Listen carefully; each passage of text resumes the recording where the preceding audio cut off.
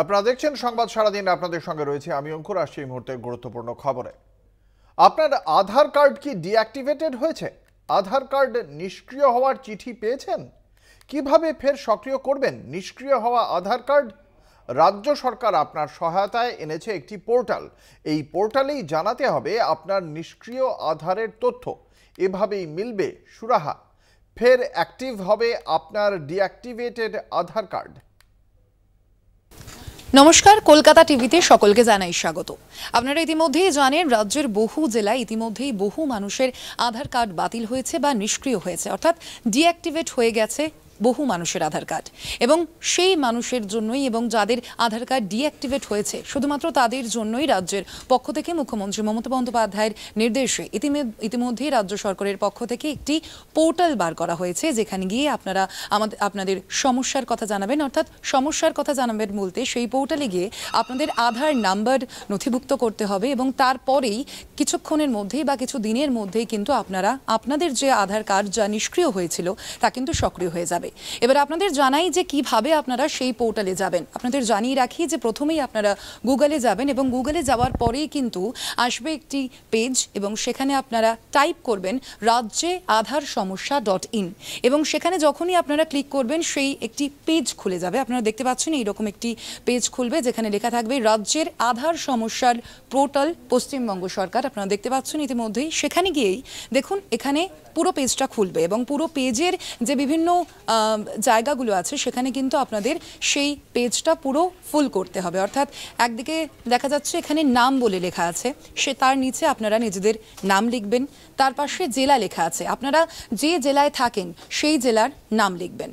এরপরেই আসছে ব্লক বা পৌরসভা, অর্থাৎ যে ব্লক বা মিউনিসিপ্যালিটিতে আপনারা থাকেন সেই ব্লক বা পৌরসভার নাম লিখবেন, জায়গাটার নাম লিখবেন। এরপরেই যেই আধার কার্ডটা আপনাদের বাতিল হয়েছে বা ইতিমধ্যেই নিষ্ক্রিয় হয়েছে সেই নিষ্ক্রিয় হওয়া আধার নাম্বারটা কিন্তু আপনারা এইখানে সেই 12 সংখ্যার যে নাম্বার সেই নাম্বারটা এখানে লিখবেন। এরপরেই আসছে ফুল অ্যাড্রেস, অর্থাৎ আপনারা যেখানে থাকেন এবং অবশ্যই আপনাদের আধার কার্ডে যেই অ্যাড্রেসটা বা ঠিকানাটা দেওয়া রয়েছে সেই অ্যাড্রেসটা ফুললি কিন্তু এখানে লিখতে হবে। এরপরে আসছে পিনকোড নাম্বার, দেখতে পাচ্ছেন এখানে পিনকোড বলে লেখা আছে। আপনার অ্যাড্রেসের সঙ্গে যে পিনকোডটা থাকে সেই নাম্বারটা আপনাদের দিতে হবে। এরপরেই আসছে ভোটার কার্ড নম্বর, যদি আপনার ভোটার কার্ড থাকে সেই নাম্বারটা এখানে দেবেন। এরপরে বিধানসভা কেন্দ্রের নম্বর দেবেন, তারপরে দেবেন বুথ নাম্বার। এবং শুধুমাত্র তাই নয়, যেই আধার কার্ডটা আপনার নিষ্ক্রিয় হয়ে রয়েছে অর্থাৎ ডিঅ্যাক্টিভেট রয়েছে সেই আধার কার্ডের একটা ছবি তুলবেন এবং অর্থাৎ যেই আধার কার্ড নিষ্ক্রিয়করণের একটি চিঠি আপনারা পেয়েছেন সেই চিঠিটা আপনারা একটি ছবি তুলবেন, ছবি তুলে সেই ফাইলটা এখানে জুড়বেন। এরপরে যদি আপনাদের সেই সংক্রান্ত কোনো মন্তব্য বা বক্তব্য থাকে সেটা এখানে লিখবেন। এরপরে আপনার যে মোবাইল নাম্বারটা এখনো পর্যন্ত চালু রয়েছে সেই মোবাইল নাম্বারটা এখানে দেবেন। এরপরেই দেখুন এখানে লেখা রয়েছে গেট ওটিপি, অর্থাৎ এরপরেই আপনি ওখানে যে মোবাইল নাম্বারটা আপনার দেবেন তারপরেই কিন্তু আপনার নাম্বারে আসবে একটি ওটিপি নাম্বার। সেই ওটিপি নাম্বারটা এলেই আপনি ওখানে ক্লিক করবেন এবং তারপরেই ওখানে সেই ওটিপি নাম্বারটা যখন দেবেন তারপরে সাবমিট করে দেবেন। এবং শুধুমাত্র যে ব্যবস্থাটা আমি দেখালাম, অর্থাৎ রাজ্যের এই আধার সমস্যার পোর্টাল পশ্চিমবঙ্গ সরকার, যেই পোর্টালটা শুধুমাত্র খোলা হয়েছে আপনাদের জন্য যাদের আধার কার্ড ইতিমধ্যেই ডিঅ্যাক্টিভেট হয়ে গেছে, বা যদি আপনাদের কাছে কোনো রকম কোনো সময় যদি এই রকম কোনো চিঠি আসে যে আপনাদের আধার কার্ড ডিঅ্যাক্টিভ হয়েছে বা নিষ্ক্রিয় হয়েছে, আপনারা কিন্তু সরাসরি এই পোর্টালে আসবেন এবং আপনাদের যে সমস্যা যেমন আপনারা লিখতে পারবেন, শুধু তাই নয় আপনাদের আধার কার্ড নাম্বার আমি যেভাবে বললাম সেই প্রক্রিয়ায় ফিল করবেন এই পোর্টালে এসে এই পুরো পেজটা এবং তারপরে সাবমিট করবেন। অবশ্যই আপনারা দ্রুত এই সমস্যার সমাধান পেয়ে যাবেন। শুধুমাত্র আপনাদের জন্যই রাজ্যের মুখ্যমন্ত্রী মমতা বন্দ্যোপাধ্যায় এই পোর্টালটি খুলেছে। ধন্যবাদ।